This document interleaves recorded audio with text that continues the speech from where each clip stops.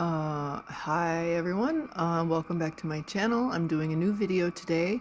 We're going to show you how to do the tube style necklace. I'm going to be showing you how to make, the round tube thing. You can use it for necklaces, bracelets. This screen is just showing you the materials that you need. You can pause it and read it. It's quite a bit of string, just so you're aware.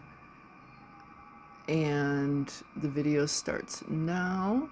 So I have 16 cords for this part, sectioned off into 4 sections. I have 4 black, 4 black, 4 red, 4 red. And what I've done is I've taken them and tied them in the middle, each set of 4. And I'm gonna do them red, black, black. And you can just pin it down to your board.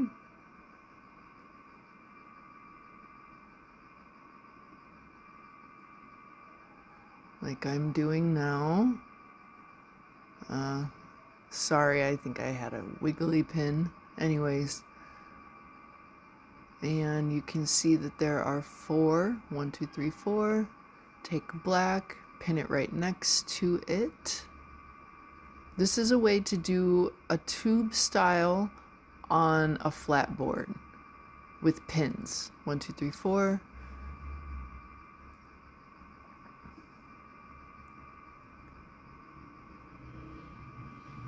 One, 2, 3, and 4. And the black also has 4. So the way I'm going to start it is, I'm starting in the middle. Obviously I'm going to do one half and then the other half, and I'm going to start with beads. I have other ones where I don't start with beads, but for this one I did. This is going to be the necklace for the pendant that I had just done. So you take 2 strings and do the,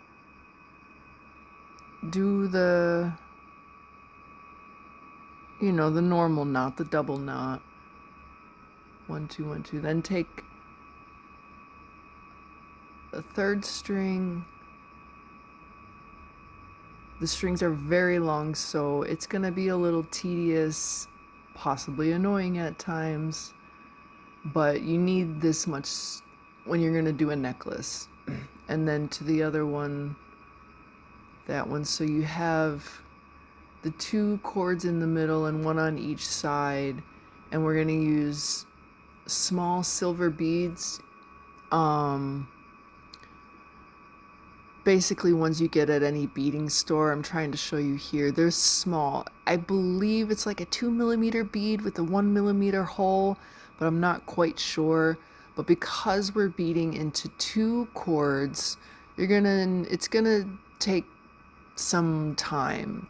This project takes me longer than it does to actually make the pendant, because the ends start to fray. You have to cut them and just get that bead on there, and it can be tough and very time consuming. So as you can see, I'm pulling out my scissors. I'm gonna cut the ends at an angle, both cords, so that hopefully the bead slips on there. You can use any size beads that can easily fit with only 4 cords. I have done this with even smaller beads, if you can believe it or not. So it's possible. Hang in there. If your beads are giving you trouble, it's just a process. Use tweezers to grab onto the cords to help pull it through the bead. I had a short video on my channel that shows you how you can use beeswax, tweezers, and scissors to bead those stubborn and difficult beads. Alright, so I finally got it on there, and now it's just wrapping around the bead. To make that, what I call like a diamond shape. It's a double knot. 1, 2, and then the other side. And you're going to do this for all 4 sets of cords. Leave them separate. We will connect them after you have done that. Okay, so that's 1. Now here I have all 4 done. They're separate still, but now we're going to connect them by doing in the middle of each, basically. So I have 2 red cords from the left side and 2 black cords from the right side, and we're just gonna make another bead set. The red over the black, taking 1 black from the right, and we're beading from taking the red from the left. And then you take the red and bead the black. Macrame the black. Now we'll add a bead into those 2, 1 red, 1 black string.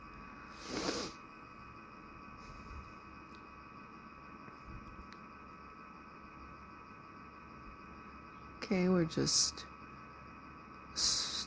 trying to get that bead on there. I tried to bead it first before making any cuts to see if it will go. Sometimes it does, sometimes it doesn't. Sometimes you just get really lucky and the bead perfectly goes on there. And sometimes you have to cut it, use beeswax or tweezers. Nice, easy that one was, but they're not all. And we're gonna do quite a lot of them, so like I said, be prepared to spend quite a bit of time doing this.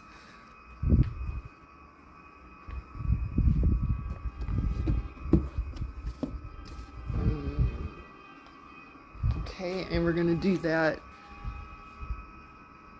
for the middle of each, so you'll wind up with 4 on the top and then 3, and then we're gonna flip it around to make the 4th bead, which will make it a tube.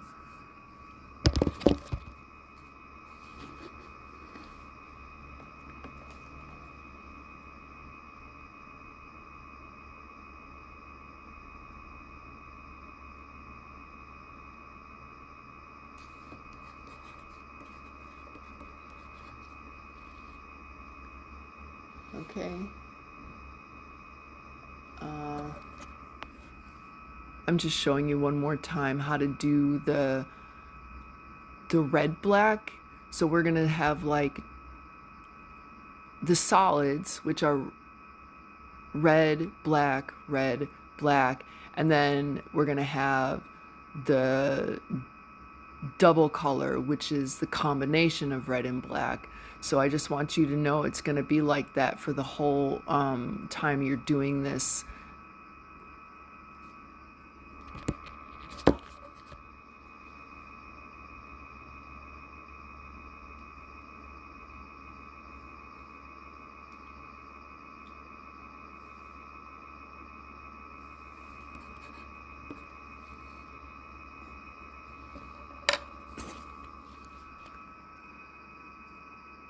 If you pretty much already know how to do this, feel free to just skip around, especially like when I'm just showing how I'm doing the beads. I know the struggle for the beads is a real issue for a lot of people. In the groups, I've seen a lot of people asking, how do you do this? Oh my gosh, I can't get my bead on there. I think I've gone almost blind trying to do this sometimes. Anyways, shortly we're gonna come to the point where we're gonna combine the 2 red strings on the very left and the 2 black strings on the very right will come together, and this will be the formation of the cylinder, round, tube. Also, we are going to be adding like a middle section in, so it won't be hollow inside the tube. I want to make this very structurally sound. So,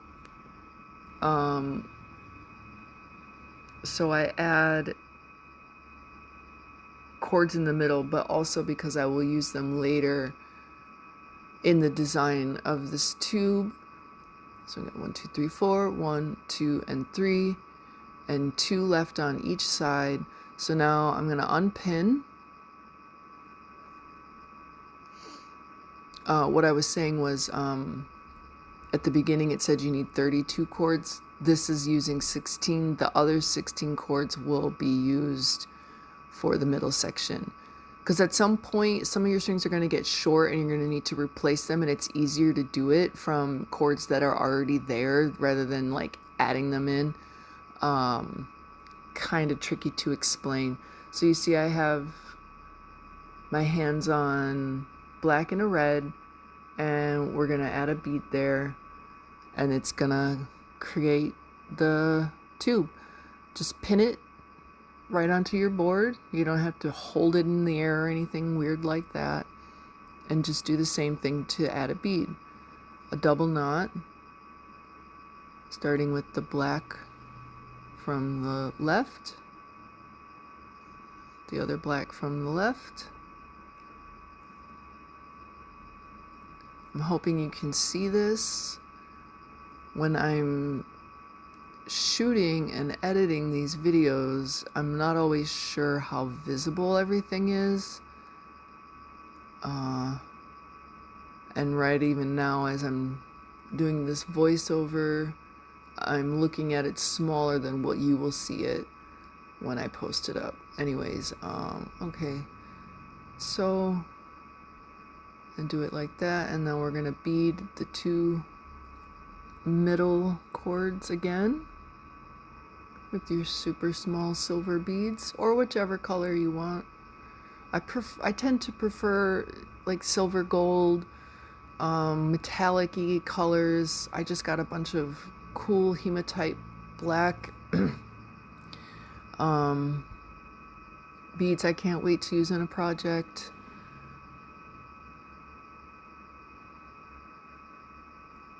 It's out of focus on the board because it's trying to focus on my hands, and of course it's off camera.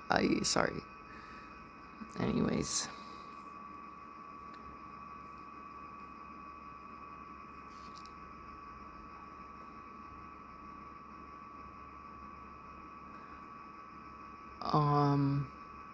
So what you're gonna wind up with, I'm gonna say it again later, but we're gonna wind up with 18 for solids and 17 for the double color, the red and black ones. What I mean by that is we're gonna just keep adding beads going round and around and around until you end up with 18 black, 18 black, 18 red, 18 red, 17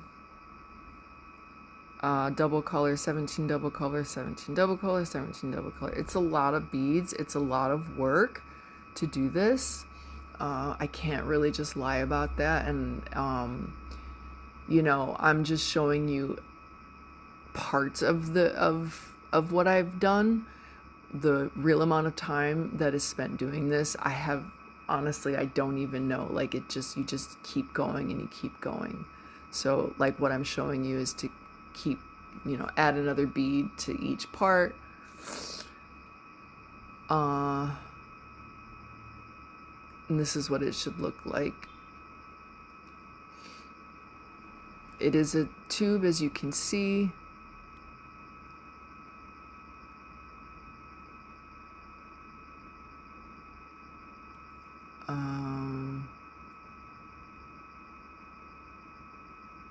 I guess I'm just wanted to show you like what it's sort of like to do this while it's in this round form.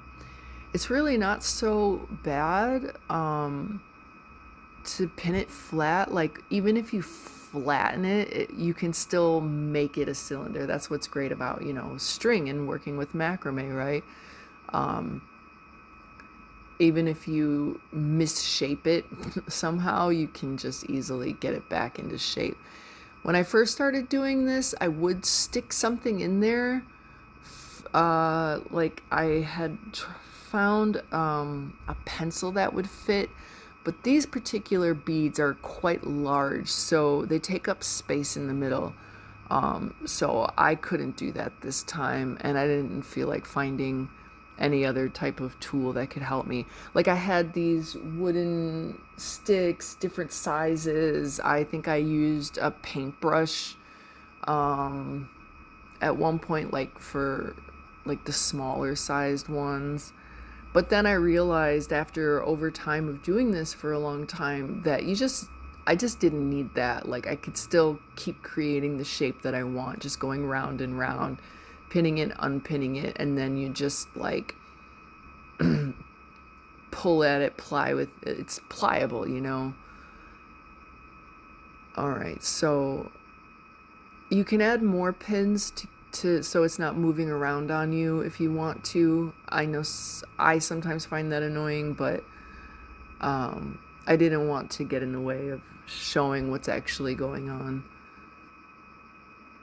Okay. All right, so now we've come to the section I was mentioning earlier. We are going to add 16 cords. I've taken 16 cords that are 365 centimeters long and tied a knot in the middle. It's a big knot, but don't worry about it. And then we're gonna do what I guess is called a frame knot. It's what I call the back and forth knot. And I'm gonna take another separate cord, not one of these 16s, just take another piece of red or black. It doesn't even matter which color you decide to use to wrap these strings with. It just doesn't. But I would use red or black if you're, or whatever color scheme you're going with. I'm counting to you that there are 8 red and 8 black. So cut another piece of string, however long, it doesn't matter. And we're gonna start just wrapping around these strings. Later I'm going to show you how you can, when you start running out of that because you're still beading or doing another part, how you can add a string when it gets too short. So like I said, this is a separate string, so it's really, you know, I wrote 32 at the beginning, but it's 33, maybe even more, because I just didn't measure it. I just cut off a random strip of string to do this with.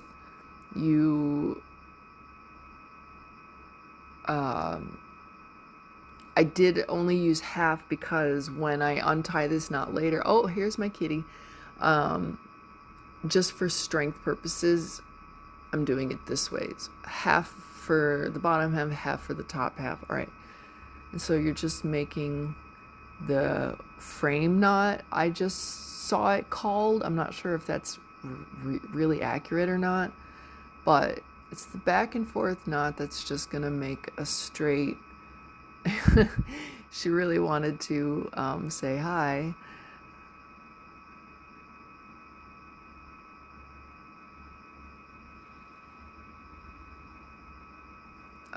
Right, yeah, just keep going back and forth, back and forth, back and forth. We're going to come to a portion of this video where it's going to get a little funky looking. I'm going to try to feed this into my tube.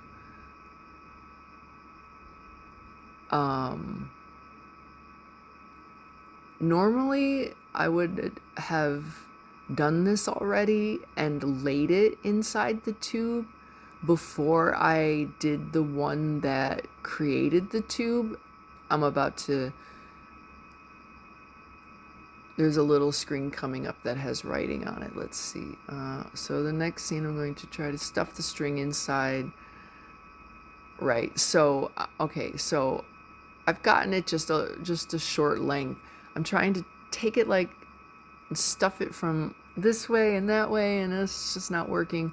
So what I wind up doing if you've done it the same way I've done it, just go to the bottom and just feed into the tube as many strings as you can until you get them through.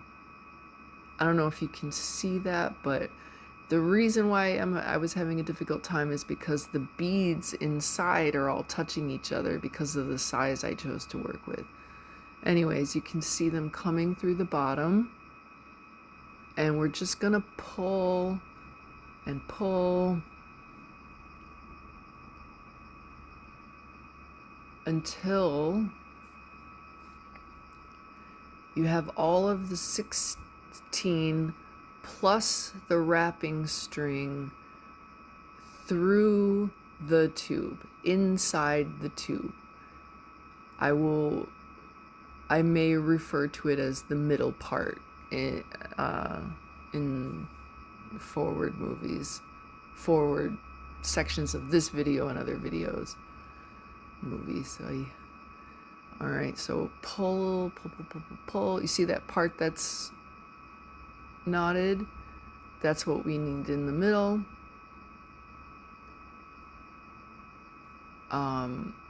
Yeah, so it can be a little chaotic at times when you're working with so many strings and so many very long strings. You're gonna have to play with them a lot. You're gonna have to straighten them out. I make pauses in the video so that I can just like straighten my cords out and untangle them, because they can get tangled at the bottom when you're working with such long strings. So you'll have to take your fingers and sort of comb them.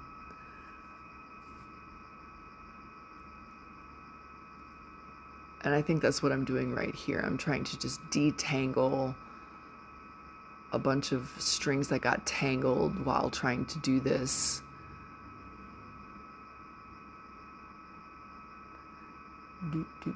And sorry, it's a little off the screen. Like I said, it's like what strings are, I'm trying to align them to their correct placements. Here we go. All right, so I'm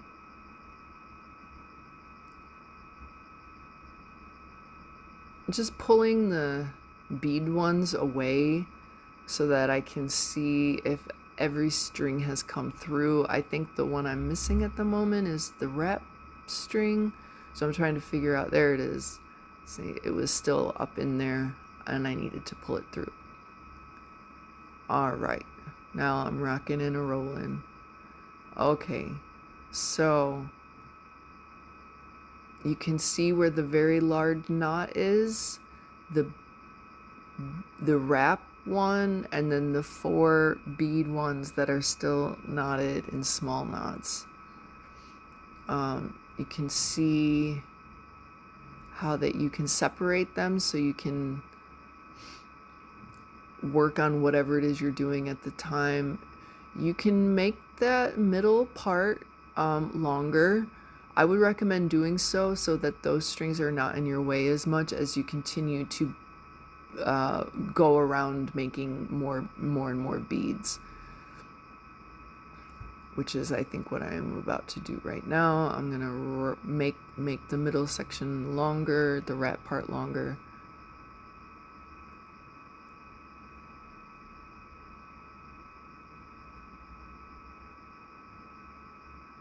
Okay, yep, just,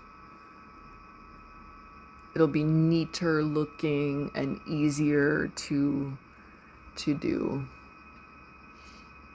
Sometimes I tuck it like under my board, but that can be annoying sometimes. I mean, I just gotten used to the chaos of it all, like when you have so many strings you're working with and they're very long, they will, dangle. I keep my floors clean, I keep my area clean, so try not to pick up any dust as much as possible. And I do get rid of the cat hairs in if I see any after my cat tries to walk across my projects.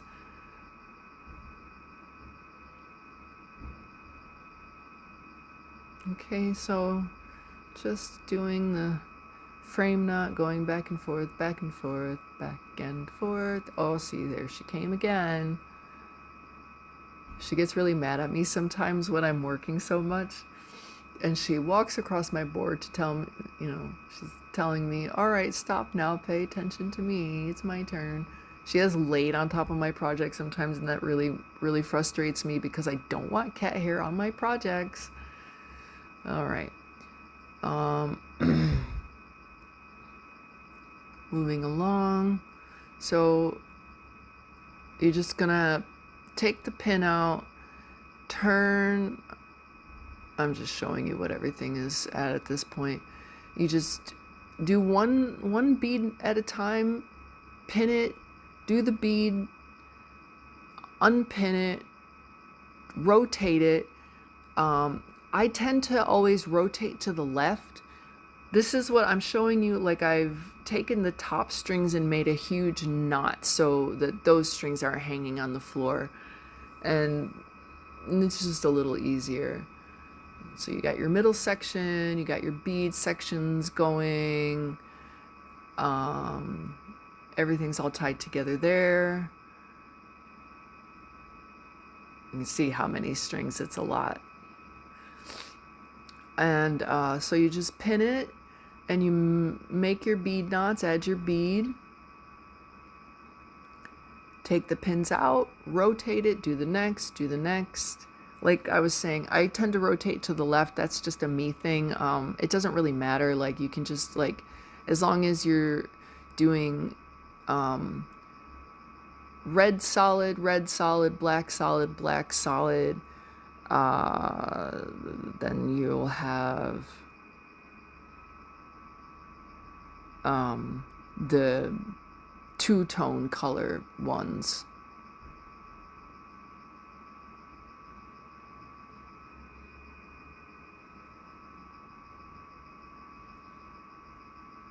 So it's like 1, 2, 3, 4, red, black, 1, 2, 3, 4, red and black, red and black, red and black, red and black.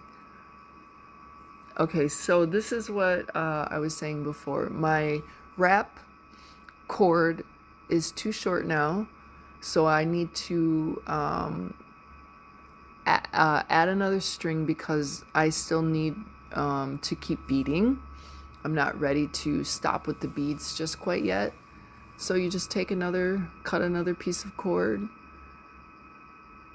And I hope you know how to do this, but you take one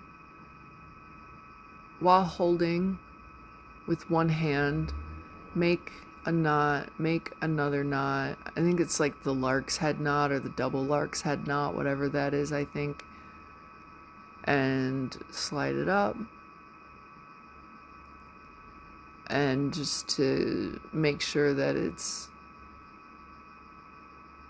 kind of sturdy, I guess is the word, tie those two little ends together, cut them, and use your lighter on them to melt it.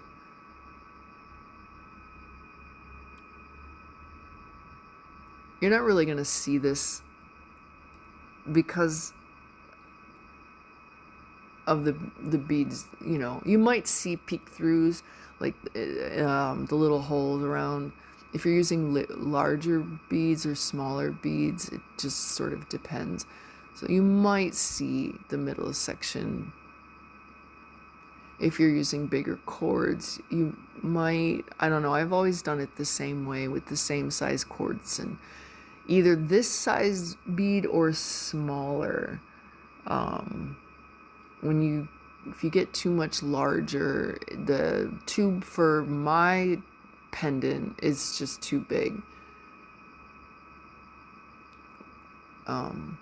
You can also do this for bracelets. Like you can totally just make it much shorter, much smaller strings and make a bracelet.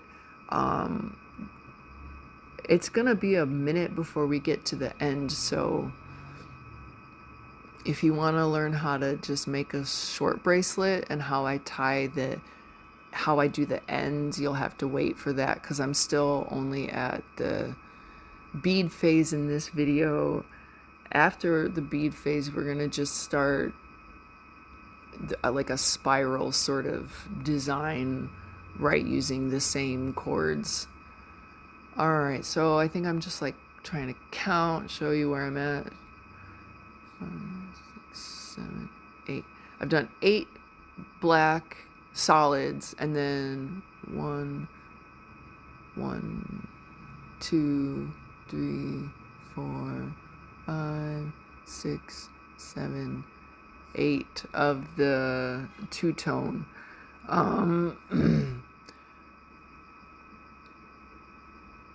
I think I chose this as a stopping point so I could just start on the other half so I could get the beads finished. But what I've done is I added one more, so it will be 9 solids and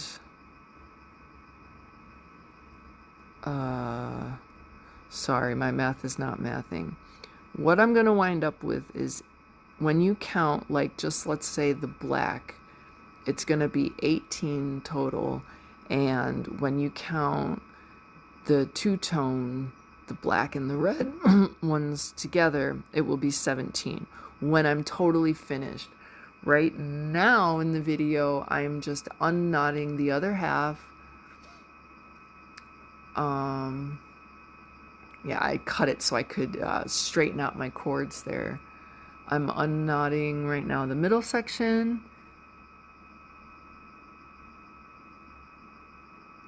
Let's see how long these cords are, and that's only half.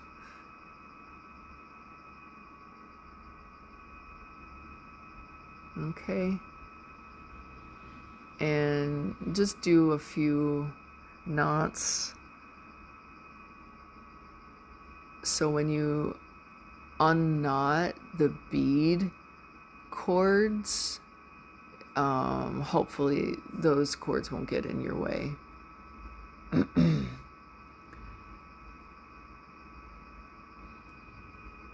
This video turned out to be a little longer than I expected, and honestly I had it even longer, but I decided to cut some parts out because I was like, whoa, if like over an hour-long video is so long, and I would have a hard time wanting to watch that. So even like this one is, I'm like, oh, I hope people watch it. You know, if you really want to learn how to do this, and if you haven't found a video that is clear enough for you, I hope this one really is. I am really more than happy to also answer questions for people. I know lady in one of the macrame groups on Facebook that I'm in has reached out to me asking me questions. How did you do this? How did you do that? And I answered, and I was super happy to do so. Like, I don't mind it at all. Yes, I sell my macrame on Etsy, but I really was excited when I decided to do this tutorials. It's something I had wanted to do for a long time, but 1, I didn't really have a good phone with a good camera. 2, I didn't have like the stand to hold the camera. And I realized like I have to video upside down and then flip it in editing. Okay, so I've untied 3 knots. This is the last knot.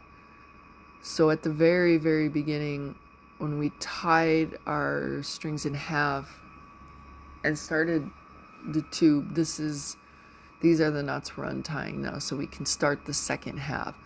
Now, if you want to mark some way, the first half you've already done, I don't know, tie like a odd color string to one of them so you can keep place. But I just wind up counting like 1, 2, 3, 4, 5, 6, 7, 8, 9, 10, 11, 12. You know, it's just how I've always done it. I don't know. People develop their own ways of doing things, right? Like I do too. I'm trying my best to explain that these are my methods and my techniques. And if you want to adopt them as yours, yeah, cool. But if you found a different way that works for you, that's cool too. Like, you have to do what's best for you. You know, anyways, like I said, this is a super time consuming thing to do. Be prepared to spend many, many hours. If you can only macrame for a couple hours a day, it's going to take you more than a week, maybe. Just to do the necklace part for the pendant that I done. Okay, I guess I'm just gonna do a quick another bead just to show you. We're starting from the opposite side you were doing. This is a two-tone bead. I just want to make sure that you fully understand like what it is you're doing and how you're making the formation for the bead.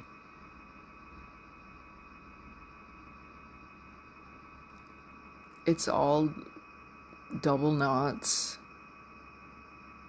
except for the middle section, which is the frame knot, I read that it was called, or the back and forth knot, which you've heard me call it in other videos. Get that bead on there.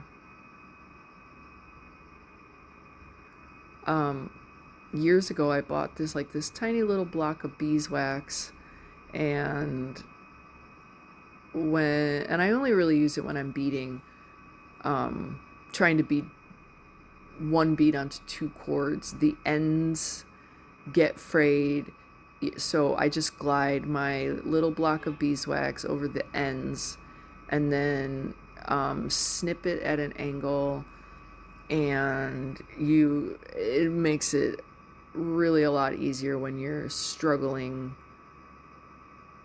to get the bead on there, especially with the wax cords that I use. I don't know how other cords do. Like, a lot of macrame artists like to use linhista. I've actually never used linhista before, because when I first learned macrame, these were the cords that were given to me. The flat waxed, also known as leather sewing cord. If you search for it, you'll see it also named that. Alright, so what I'm going to do now is, because I've switched sides and I don't want to lose track, I'm tying a big knot onto the half that I already did. So when I come back to my project later, when I have to put it down and go do something else, I don't get confused. Because you don't want to try to like measure like, oh, which side did I do? That's just annoying. All right, so right now I'm counting out to you how many are done. It's kind of hard to see because it's a little bit videoed far away, but what I ended up with is 18 solid, 17 bicolor ones. And when you finished, you want to end with the last row of beads being the solid colors. Don't end on the bicolor ones. For the design that I'm going to show you. Now, I've done it the other way around in other designs. Or if you're using solid color, like if you're not using two colors, like if you're just using black or just using red, then it really doesn't matter, because you're just going to start going in like a spiral. Oh, I can't really explain it. I have to be showing you what I'm doing to explain it. Anyways, just end on solid colors, not the bi colors. And so this is where we're at. Like in the video, it's one less. I've added one more after I shot this video. So, but honestly, it doesn't even matter. You can do less if you want. Like if you only want to do 12 or 10, this is like the middle part of the whole necklace, right? Like the pendant is going to hang from where you can see the U shape now. I'm showing you the middle sections, how they're still there and we're still keeping them wrapped. You can totally choose to do it less, more. You can do the whole thing beads. You don't have to do the next section that I'm gonna do, which is gonna be like a spiral thing. So this video is about to end, so hopefully you were able to understand how I did all of that and know that it's gonna take a lot of time. Right, this is showing you the actual count number. And in the next video, we'll be doing the spiral sections, which you won't need beads for, yay. All right, so thanks. Come back, keep watching. Thank you so much for watching, and don't forget to subscribe. Have a lovely, wonderful day.